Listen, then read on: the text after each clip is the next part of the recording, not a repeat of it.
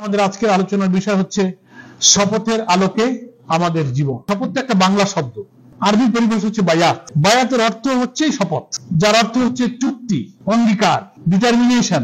আবার কোরআন শরীফে বায়াত, বায়ন থেকে বিক্রি করা, বেচা কেনা, দুইটা কথাও বায়াত দিয়ে বেচা কেনাও বোঝায়। না কিনলে বেচা হয় না, না বেচলে কেনা হয় না, বেচার সাথে কেনা কোরিলেটেড। এই জন্য আল্লাহর সাথে ক্রয় বিক্রয়ের একটা চুক্তি ইসলামী পরিভাষায় মূলত আল্লাহর সাথে বান্দার জান মাল ক্রয় বিক্রয়ের যে চুক্তি আল্লাহ কোরআন মজিদে উল্লেখ করে সম্পাদনের কথা বলেছেন, এটাকেই মূলত বায়াত শব্দ দিয়েই উল্লেখ করা হয়েছে এবং বাংলা এটাকে আমরা বলি শপথ। কিন্তু আসলে বায়াত কথাটা বোঝার চেষ্টা করে আমরা যদি এর ডিপে যাওয়ার চেষ্টা করি, গভীরে যাওয়ার চেষ্টা করি, এর অন্তর্নিহিত তাৎপর্যটা বোঝার চেষ্টা করি, তো সেটা একটা আবেগ তৈরি হয়, এটা আসলে একটা প্রভাব মানুষের অন্তরে তৈরি হয়, যেটা শুধু শপথ শব্দটা দিয়ে সেই প্রভাব, সেই আসরটা অন্তরে তৈরি হয় না। সেজন্য বায়াত বলতে আমরা মূলত বুঝবো যে আল্লাহর সাথে আমাদের একটা চুক্তি, একটা কন্ট্রাক্ট, একটা শপথ।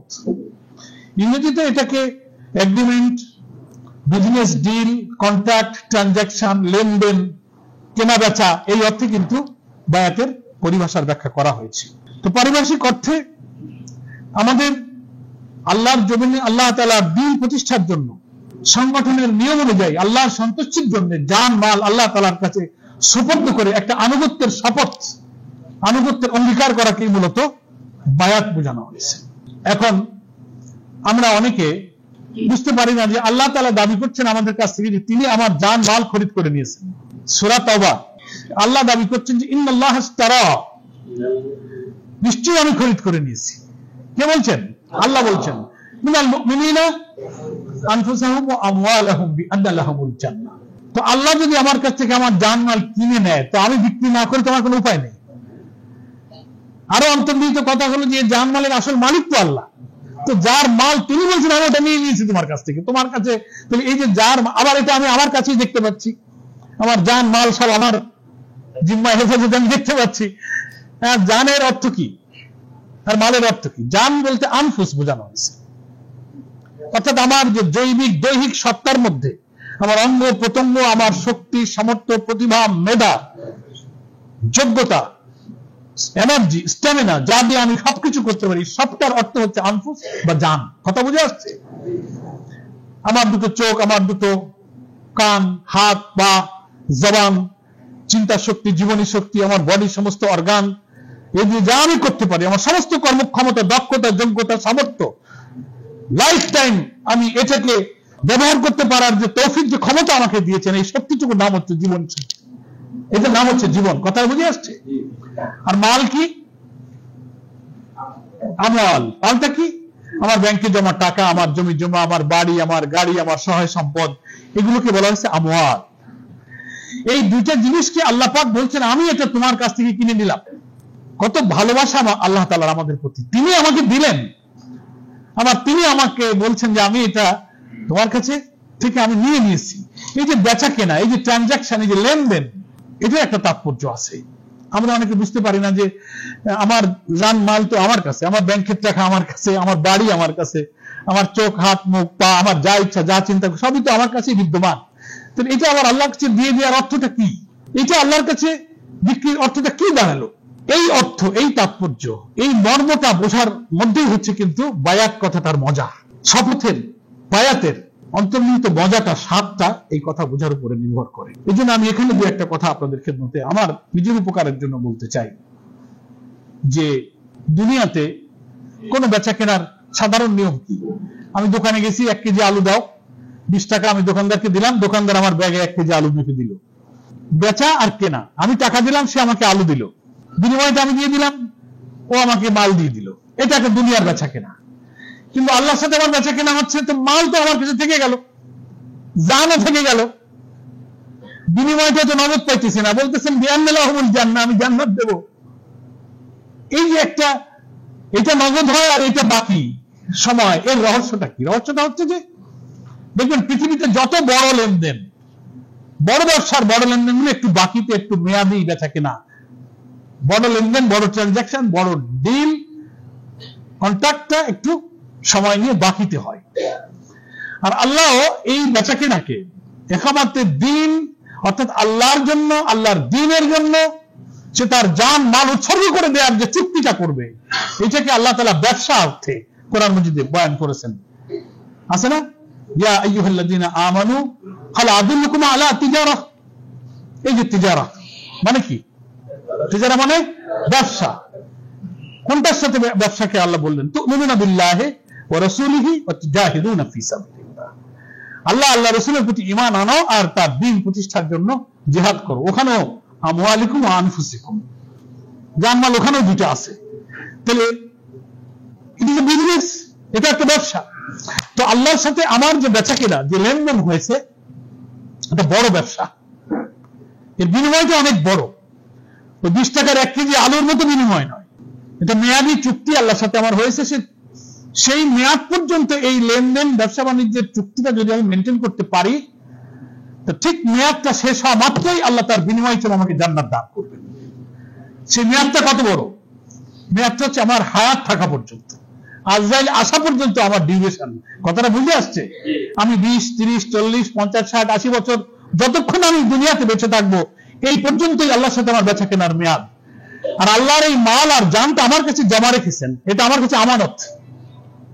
অনেক সময় বিক্রিত মাল আবার ক্রেতার কাছে জমা রাখে না, কিন্তু আবার তোমার কাছে থাকুক, গরুটা কিনলাম, 1 বছর তুমি কাজে লাগাও। তাহলে ওটা কি হলো? উনি কিন্তু কিনে নেওয়ার কারণে ওর কাছে রাখলেও উনি কিন্তু আসল মালিক আর থাকলেন না। আমার কথাটা বুঝতেছেন তো? উনি তখন কি হয়ে গেলেন? আমানতদার হয়ে গেলেন। এখন উনি ওটাকে কিভাবে ইউটিলাইজ করতে পারবেন? মূল মালিক যেভাবে শর্ত দিয়ে তাকে জমা রেখেছে, ওইভাবে গরুটাকে যদি তিনি ব্যবহার করতে পারেন, তাহলে ক্রয় বিক্রয়ের চুক্তিটা, আমানতদারিটা ঠিক থাকলো। পয়েন্টটা ক্লিয়ার হয়েছে? ঠিক তেমনি ভাবে মহান রব, এই জানেরও মালিক তিনি, মালেরও মালিক তিনি। তিনি আমার কাছে দয়া করে রেখেছিলেন, নিয়ে আবার বলছেন যে তোমাকে আমি ভালোবাসি, তোমাকে এর বিনিময়ে একটা উত্তম পুরস্কার আমি দেব। তো আপাতত 60, 70, 80 বছরের জন্য তোমার কাছে জমা থাকুক, আর আমি কিছু নিয়ম কানুন, শর্ত, কন্ডিশন, কি কন্ডিশন দিয়ে দিলাম। এই সীমার মধ্যে তুমি আমার এই আমানতটাকে যদি হায়াত থাকা পর্যন্ত ব্যবহার করতে পারো, ব্যয় ব্যবহার ভোগ করতে পারো, তার বিনিময়ে তখন আমি মেয়াদ যখনই শেষ হবে, এটা তো বড় ব্যবসা, নগদ লেনদেন দরকার নেই, তোমাকে অনেক দেবো। তাই এই চুক্তিটা রাখতে পারো কিনা আমি একটু আজরাইল আসা পর্যন্ত একটু টেস্ট করবো, তুমি আমানতদারিতার পরিচয় দিতে পারো কিনা। যদি পারো, আজরাইল আসা পর্যন্ত যদি প্রমাণ হয় যে না তুমি আমার সাথে আমানতদারি চুক্তি ঠিক রাখতে পেরেছো, বিআল্লাহুল জান্নাহ, তখনই আমি জান্নাত দান করবো। শর্ত সাপেক্ষে বিনিময় পাওয়া যাবে। এই পরীক্ষায় আল্লাহ আমাকে ফেলেছে। তবুও আমাদের একটু বুঝতে কষ্ট হয় যে তাহলে সেই চুক্তিটা কেমন? সব তো আমার কাছেই, আমার চোখ, আমার হাত, আমার টাকা ব্যাংকে, আমার জমি ফসল সব আমি খাই। দিয়ে দেওয়া অর্থটা কি? অর্থটা হচ্ছে এই, খুবই সহজ। আমি যদি ছোট ছোট উদাহরণ দিয়ে আমরা বুঝার চেষ্টা করি, যে ধরুন এই দুটো চোখ, এটাও তো জীবনের অংশ, নাকি বলেন? আনফুসের অংশ হচ্ছে চোখ, দুটো হাত, দুটো পা, জবান দিয়ে কথা বলতে পারি, আমার কান, আমি বুদ্ধি চিন্তা করতে পারি। সমস্ত জীবনী সত্তার মধ্যে আল্লাহ তাআলা যে তৌফিক, যে ক্ষমতা আমাকে দিয়েছেন, এটাকে বলা হয় আনফুস, জীবন, জান। তো এইটা বিক্রির অর্থ কি? আমার এই দুটো চোখ আল্লাহ তাআলা আমাকে দিয়েছেন, এই চোখ দিয়ে আমি দেখতে পারি। এই চোখের আসল মালিক কে? আল্লাহ। আল্লাহর সাথে আমার চুক্তি হয়ে গেছে যে আল্লাহ, আমি তোমাকে কথা দিচ্ছি, আজরাইল আসা পর্যন্ত, মউত পর্যন্ত তোমার এই সম্পদ, দুটো চোখ আমার কাছে জমা রেখেছো। আমি তোমাকে কথা দিচ্ছি, এই চোখ দিয়ে এমন কোন দৃশ্য আমি দেখবো না যা এই চোখের মালিক তুমি দেখতে নিষেধ করেছো। এইভাবে চোখ দুটোকে মউত পর্যন্ত চালাতে পারার অর্থ হলো এই চোখকে আল্লাহর কাছে বিক্রি করে দেওয়া। কথাটা বোঝা গেছে? এই জবানের মালিক আল্লাহ তুমি, আমার কাছে তুমি কথা বলার এই জিহ্বা, এই জবান আমাকে দিয়েছো। এর দিয়ে আমি মাকে মা বলে ডাকি, স্ত্রীকে ডাকি, সন্তানকে ডাকি, বন্ধুদের সাথে ডেকে হৃদয়ের তৃপ্তি জুড়াই। আমি তোমাকে কথা দিচ্ছি, মউত পর্যন্ত তোমার সাথে আমার চুক্তি হয়ে গেছে। তোমার দেওয়া এই জবান দিয়ে এমন কোন কথা, এমন কোন শব্দ, বাক্য উচ্চারিত হবে না যা এই জবানের মালিক তুমি নিষেধ করেছো। এভাবে মউত পর্যন্ত জবানকে ব্যবহার করতে পারার অর্থ হলো এই জবানকে আল্লাহর কাছে বিক্রি করে দেওয়া। তোমার দুটো কান আমার কাছে জমা আছে, এই কান দিয়ে এমন কোন কথা আমি শুনবো না, গান, বাদ্য, মিথ্যাচার, অনাচার, পাপাচার, কোনো কিছু আমি শুনবো না যা এই কানের মালিক তুমি নিষেধ করেছো। তার অর্থ হলো এই কানকে আল্লাহর কাছে বিক্রি করে দেওয়া। আল্লাহ, এই দুটো হাত তোমার, আমার না। এই হাতের মালিক তুমি, আমার কাছে 80 বছর 60 বছরের জন্য জমা রেখেছো। আমি তোমাকে কথা দিচ্ছি, কবর পর্যন্ত এই হাত দিয়ে এমন কোনো কাজ হবে না, মানুষকে কষ্ট দেব না, হারাম পথে যাব না, জুলুম করব না, মানুষের উপরে অত্যাচার করব না, পাপ কাজ করব না, এই হাতকে তোমার ইচ্ছা মতো ব্যবহার করব। তার অর্থ হলো এই হাতকে আল্লাহর কাছে বিক্রি করে দেওয়া। দুটো পা আল্লাহ তোমার আমাকে দিয়েছো, এই পা দিয়ে আমি কোথাও এমন হেঁটে যাব না, কোন অন্যায় কাজে, কোন জুলুমের কাজে পাকে ব্যবহার করা হবে না। এই পায়ের মালিক তুমি যা করতে নিষেধ করেছো, এই পাকে আমি সে কাজে লাগাবো না। বা পর্যন্ত কথা দিচ্ছি, আমি এই পাকে এভাবে ব্যবহার করতে পারার অর্থ হলো পাকে আল্লাহর কাছে বিক্রি। আল্লাহ তুমি আমাকে একটা মেধা দিয়েছো, ব্রেন, জ্ঞান, বুদ্ধি, বিবেক দিয়েছো। আমি বলতে পারি, লিখতে পারি, আমি গাইতে পারি, আমি তাফসীর করতে পারি, আমি চিন্তা, গবেষণা, বুদ্ধি, প্রতিভা আমাকে দিয়েছো। পৃথিবীর অনাবিষ্কৃত মহাকাশের রহস্য আবিষ্কার করতে পারি। আমি জ্ঞান বিজ্ঞান বুঝেছি। তোমার এই মেধা দিয়ে এমন কোন গবেষণা, এমন কোন বিজ্ঞান, এমন কোন চিন্তা, বুদ্ধি, লেখা, বক্তব্য, প্রতিভার বিকাশ আমি ঘটাবো না যা এই মেধার মালিক তুমি নিষেধ করেছো। মেধাকে এমন ভাবে মৌত পর্যন্ত চালাতে পারার কাজে লাগাবার নাম হচ্ছে এই মেধাকে আল্লাহর কাছে বিক্রি করে দেওয়া। ঠিক তেমনি মালের অবস্থাও তাই। আল্লাহ তুমি আমাকে 2 বিঘা জমি দিয়েছো, ব্যাংকে 2 লাখ টাকা আছে, একটা বাড়ি আছে, আমার সম্পদ আছে, আমার গাড়ি আছে। এর আসল মালিক আমি নই, এর মালিক তুমি। লিল্লাহি মা ফিস সামাওয়াতি ওয়া মা ফিল আরদ। আসমান জমিনের সব সৃষ্টিকর্তা, সবকিছুর মালিকানা কার? আল্লাহর। তো আমার না, এই মালটা তুমি আমার কাছে জমা রেখেছো, আমি আমানতদার। আমি তোমাকে কথা দিয়েছি 80 বছর 60 বছর পর্যন্ত তোমার রাখা এই মাল এমন কোন কাজে ব্যয়, ব্যবহার, ভোগ হবে না যা করতে তুমি নিষেধ করেছো। এমন ভাবে আমার সমস্ত মাল সম্পদকে ব্যবহার করতে পারার অর্থ হলো আমার এই মালকে আল্লাহর কাছে বিক্রি করে দেওয়া। আমরা বুঝতে পারলাম? এই চুক্তিটা, এই শপথটা কি সহজ? বলেন সবাই, খুব কঠিন। আমি তো আমার জন্য চিন্তা করে দেখি যে আমার 24 ঘন্টার মধ্যে আমার চোখ প্রতি মুহূর্তে আল্লাহর সীমার মধ্যে থাকতে পেরেছে, আমার কান আল্লাহর হুকুমের মধ্যে থাকতে পেরেছে, আমার হাত, আমার পা, আমার মেজাজ, বুদ্ধি আল্লাহর সীমা অতিক্রম করে নাই। 24 ঘন্টার গবেষণায় বারবার আমি আফসোস করি, লজ্জিত হই। শয়তানের ওয়াসওয়াসা, নফসে, পরিবার, পরিজন, সমাজ, রাষ্ট্র নানান ভাবে আমাকে আল্লাহর সাথে এই চুক্তি থেকে আমাকে খেয়ানতের দিকে নিয়ে যেতে চায়। বারবার লজ্জিত হই, আফসোস করি, তওবা করি, অশ্রুসিক্ত হই। আল্লাহ রাসূল সাল্লাল্লাহু আলাইহি ওয়াসাল্লাম এই জন্য বলেছেন, নবী হয়ে তিনি প্রতিদিন 100 বারের বেশি ইস্তেগফার করতেন, ক্ষমা চাও, কারণ আল্লাহর সাথে কৃত চুক্তি ভঙ্গ হতে থাকে। তাই একটা মানুষ মওত পর্যন্ত আল্লাহর সাথে তার এই যে বেচাকেনা লেনদেন হলো, এটার নাম হচ্ছে বায়াত। সে আল্লাহকে কথা দিয়েছে, এই বড় লেনদেন, বিরাট ট্রানজাকশন হয়ে গেছে। আমি যদি মওত পর্যন্ত এটা করতে পারি, তো আমার জীবন যখন শেষ হবে, আজরাইল যখন এসে যাবে, এই বাকিতে বেচা কেনার বিনিময়টা আল্লাহ পাক সাথে সাথে আমাকে দিয়ে দেবেন। বিআন্না লাহুমুল জান্নাহ। এই 60-70-80 বছরের চুক্তি রক্ষার পরীক্ষা, আমানতদারির পরীক্ষা, জিম্মাদারির পরীক্ষা আল্লাহ আপনার আমার কাছ থেকে নিচ্ছে। দ্যাট ইজ কল্ড বায়াত। এবং যদি আমি এই পরীক্ষায় উত্তীর্ণ হই, দুনিয়ার সমস্ত শয়তানি ওয়াসওয়াসা, নফসের উস্কানি, সমস্ত চ্যালেঞ্জকে মোকাবেলা করে শেষ পর্যন্ত এই চুক্তিটা রক্ষা করে আমার জীবন, আমার চরিত্র, আমার নৈতিকতাকে পরিচ্ছন্ন পবিত্র অবস্থায় আল্লাহর কাছে যাইতে পারি, তখন আল্লাহ পাক আমাকে জান্নাতের সুখবর দিয়েছেন। এই মেয়াদ পর্যন্ত আল্লাহ এই পরীক্ষা করবেন। কোরআন মজিদ সূরা আরাফের মধ্যে সম্ভবত আয়াতটা আল্লাহ পাক বলছেন, আল্লাযিনা তাতাওয়াফাহুমুল মালাইকাতু তাইয়্যিবিন ইয়াকুলুনা সালামুন আলাইকুম উদখুলুল জান্নাহ বিমা কুনতুম তা'মালুন। কোন মুমূর্ষ মৃত্যু পথযাত্রী ব্যক্তি যখন জান কবজ করা হবে, তখন ফেরেশতাদের একটা টিম, ফেরেশতা মণ্ডলীর কিছু অংশ, মালাইকা বহুবচন বলা হয়, মওতের সময় ফেরেশতারা আসবে, যখন এসে যদি তাকে তাইয়্যিবিন, পবিত্র পায়। তাইয়্যিব মানে পবিত্র। এই তাইয়্যিবিন তাফসীরের মধ্যে শুধু দেহ আর পোশাকের পবিত্রতা নয়, চরিত্রের পবিত্রতা, নৈতিকতার পবিত্রতা, আখলাকের পবিত্রতা, আমানতদারির পবিত্রতায় মওতের সময় ফেরেশতা এসে যখন আমাকে তাইয়্যিবিন পাবে, পবিত্র পরিচ্ছন্ন পাবে, যে আল্লাহর সাথে আমার কৃত অঙ্গীকার চুক্তিগুলো আমি ফ্রেশ রক্ষা করতে পেরেছি, যেখানে আমি বিচ্যুতি ঘটেছে বোঝা মাত্রই তওবা করে কান্নাকাটি করে ইস্তেগফার করেছি, জীবনটাকে পবিত্র করার চেষ্টা করেছি। আল্লাহ বলছেন, এই তাইয়্যিব অবস্থায় এসে যখন আমাকে আল্লাহ ফেরেশতারা পাবেন, ইয়াকুলুনা সালামুন আলাইকুম, তারা এসে বলবে আল্লাহর তরফ থেকে তোমাদের উপরে শান্তি বর্ষিত হোক, তোমাদের উপরে সালাম, উদখুলুল জান্নাহ, এক্ষুনি তুমি জান্নাতে প্রবেশ করো, বিমা কুনতুম তা'মালুন, এক্ষুনি জান্নাতে প্রবেশ করো যে আমল তুমি করে এসেছো। 80-70 বছরে তুমি আমানতদারি যে পরীক্ষা দিয়েছো, যে আমল তুমি আল্লাহর কাছে দেখিয়েছো, আল্লাহ খুশি হয়েছে, আল্লাহ তোমাকে সালাম দিয়েছেন, সালামুন আলাইকুম উদখুলুল জান্নাহ, এক্ষুনি তুমি জান্নাতে প্রবেশ করো। তাহলে আল্লাহর সাথে আমার চুক্তির ওয়াদা পূর্ণ হয়ে গেল।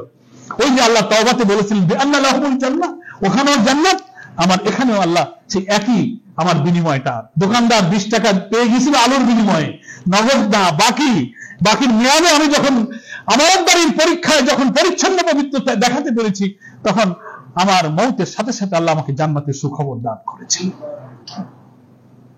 এটার নাম হচ্ছে বায়াত। এত অন্তর্নিহিত বায়াতের স্বাদ, এত মজা শুধু শপথ কথাটা দিয়ে কি হয়? শপথ কেন বলি? শপথ এই জন্য বলি, এই যে আল্লাহর কাছে আমি জানমালটা বিক্রি করে দিলাম, কথা দিলাম যে তোমার সীমার নির্দেশনার বাইরে আমি যাব না, কিন্তু মানুষের পক্ষে এই চুক্তির উপরে টিকে থাকা খুব কঠিন। তো চারটেখানি কথা না, মুহূর্তে মুহূর্তে চুক্তি ভঙ্গ হয়ে যেতে চাচ্ছে।